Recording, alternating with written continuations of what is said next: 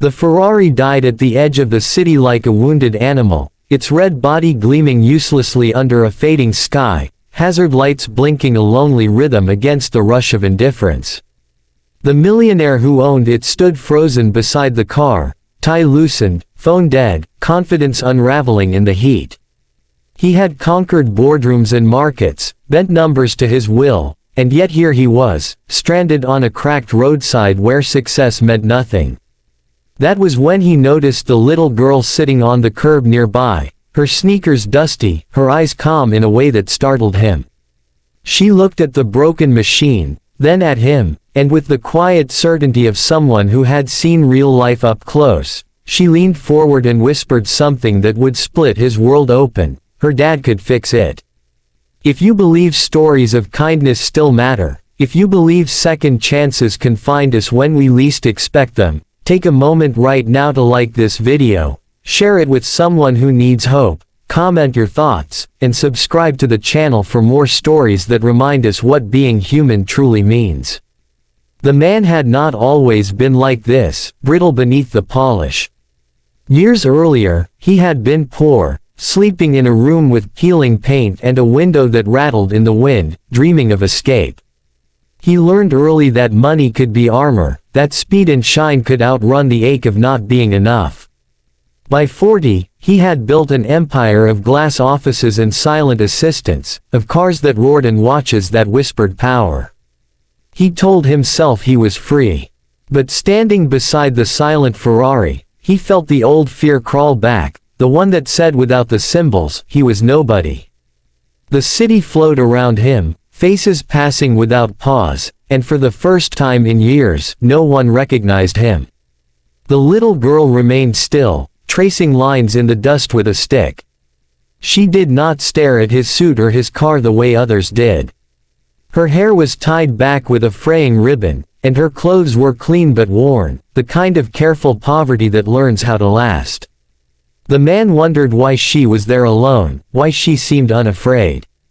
He scanned the street, noticing the boarded shops and the smell of oil and bread from a nearby bakery. This was not a place he drove through, it was a place people lived in. The silence stretched, uncomfortable, until the girl rose and walked a few steps toward the car, curiosity gentle rather than greedy. She did not touch the Ferrari. She only looked, as if listening. The man felt ridiculous for hoping she might be right, for wanting a miracle wrapped in the small certainty of a child. He had tried calling for help, but the signal died with the sun. He imagined the headlines if anyone recognized him like this, powerless and sweating, the myth cracking in public. The girl gestured toward a narrow lane between buildings, a place he would never have noticed, and then waited, patient as a promise. He hesitated, every instinct warning him about risk, about stepping outside his controlled world. But something in her calm disarmed him, and the alternative was standing alone until night swallowed him. They walked together, the city changing texture with each step. The noise softened, replaced by the clink of tools and the hum of generators. They reached a small garage tucked behind a chain-linked gate, its sign faded and crooked, the paint flaking like old memories. Inside, a man bent over an engine, hands blackened with grease, shoulders heavy with work. He looked up, eyes sharp but kind, and took in the scene without judgment. The girl moved to his side with easy familiarity, placing a small hand on his arm, and the man straightened, wiping his hands on a rag that had seen better days. The garage was alive in a way. The millionaire's world was not. Tools hung in honest disorder, and the air carried the scent of effort. The man watched as the mechanic listened, not to words, but to the problem itself. He followed the millionaire back to the car, examined it with care, and nodded slowly. There was no awe at the brand, no reverence for the price. It was just a machine, broken, asking to be understood. The mechanic worked with patience, his movements confident without arrogance, explaining nothing, promising nothing. The girl sat nearby, legs swinging, watching as if she knew exactly how the story would end. Time passed differently there. The sun dipped, shadows lengthened, and the streetlights flickered awake. The millionaire felt something unfamiliar loosen in his chest. He thought of his own father, long gone, a man who had worked until his back bent, who fixed things not because he loved machines but because broken things made him uneasy. He had not thanked him enough. He had left too early. Watching the mechanic, he realized how rarely he had been around people who built rather than bought solutions. He wondered what it would have been like to stay, to learn, to be present. The engine coughed, then breathed. The sound was modest, not the triumphant roar he was used to, but it was alive.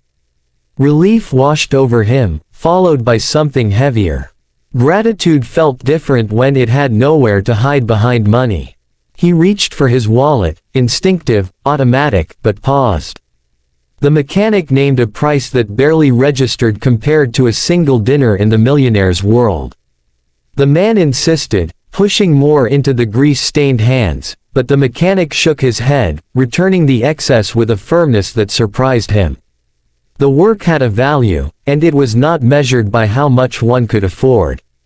As the car idled, ready to return to its element, the little girl looked up, her eyes reflecting the streetlights. She seemed satisfied, not proud, just content that things were as they should be. The millionaire felt a strange urge to explain himself, to justify his life, but no one asked. In that quiet acceptance, he felt seen in a way fame had never managed. He thanked them, awkwardly, sincerely, and drove away, the city swallowing him again. But the story did not end there. It followed him into his penthouse, where silence waited like a verdict. The walls were clean, the view perfect, and yet the night felt hollow. He could not shake the image of the garage, the steady hands, the small girl's calm faith. He began to notice the cracks he had ignored, the way his days blurred into transactions, the way his success had cost him connection. He slept poorly, dreams filled with stalled engines and waiting children. In the weeks that followed, he changed in small, unannounced ways. He returned to that part of the city, at first anonymously, then openly. He learned the mechanic's story, the years of struggle, the pride in honest work, the quiet worry about keeping the lights on. He saw the girl's world, the school with outdated books, the neighbors who shared what little they had. He realized that his wealth, vast and idle, could be something other than armor. It could be a bridge. He funded repairs the garage needed without naming them after himself. He invested in apprenticeships, in tools, in safety. He supported the school, not with plaques, but with teachers and supplies. He sat with the mechanic over simple meals, listening more than speaking, discovering the richness of lives lived close to the ground. The girl grew taller, her ribbon replaced, her confidence unchanged. She waved whenever she saw him, as if he were an old friend. The millionaire's reputation shifted, slowly, quietly. He still did business, but with a different compass. He began to measure success by what endured rather than what dazzled. He felt lighter, as if the broken night by the roadside had fixed something in him instead. He understood now that power without humility was just noise, that the truest wealth was the ability to help without needing to be seen. If this story has stirred something in you, if it has reminded you that small acts can change the direction of a life, please take a moment near the end of this video to like it, share it, and subscribe. Your support helps keep stories like this alive. Just before we close, we have one special request. Please comment below with a single word that this story made you feel. Your words matter more than you know. On another evening, long after the Ferrari had been replaced by quieter choices, the millionaire found himself walking past that same curb.